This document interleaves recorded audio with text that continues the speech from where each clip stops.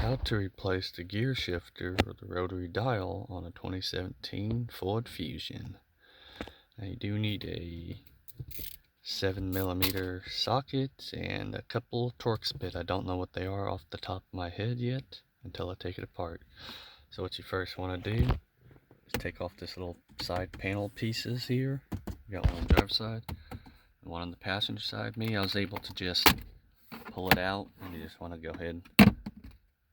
They're just held in by little clips. You want to be kind of gentle with it, of course. Same thing over here. Just kind of do a little love pull on it. Set that to the side.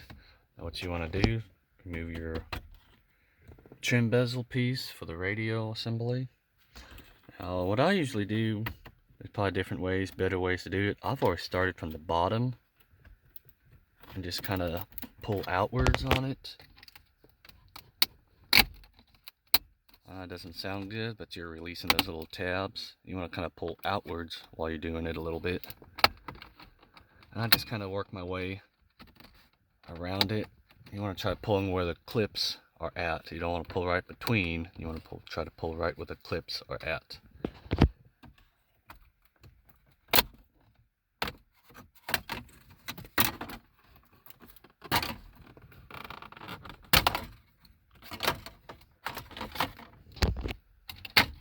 So just as simple as that. You do got quite a bit of clips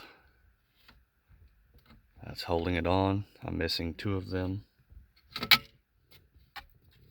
Alright, so you'll have two 7mm screws, one there, one there. You'll have one right there, I'm missing that one. And you'll have one, this one right there, that you want to remove. I believe, I don't know if there's any other ones. Mine, I left some of the screws out so it'd be easier for me to remove this in the future.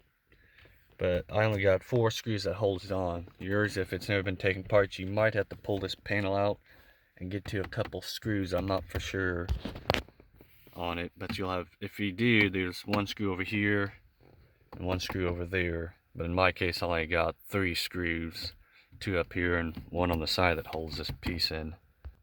Alright, after you get those screws removed, what I would recommend is just having this armrest opened up. Have this little cubby area opened up too. And what I usually do, I use both my hands, one hand on here, one hand on here. I just kind of pull outwards on it, kind of lift it up also. Now you can only go so far because of the wiring harness that's on the bottom of it.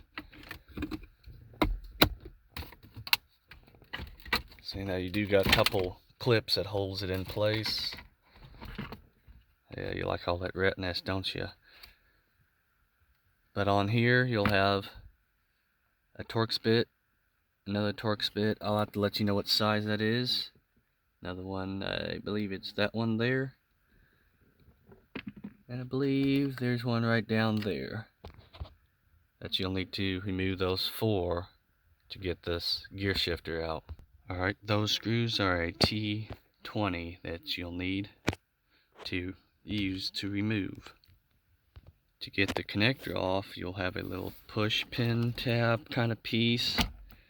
Right on the bottom, you want to push the little tab in while pulling this gray lever out. Alright, for those people wondering, that's the tab here that you want to push that in while pulling that lever outwards on it. And it's just going to stay there until you plug it back in. It's kind of like grooved where it will get into its groove and it'll pull it back automatically. Then you just need to pull a little more to lock it into place. So let's go ahead and remove this. After you get those 4 T20 screws out, you can go ahead and just pull it right on out. And out that goes. To put it back on, vice versa. There's a little alignment tab right there. Just want to get it lined up into place. Make sure it's up there, nice and flush. Then go ahead and put in your 4 T20 screws.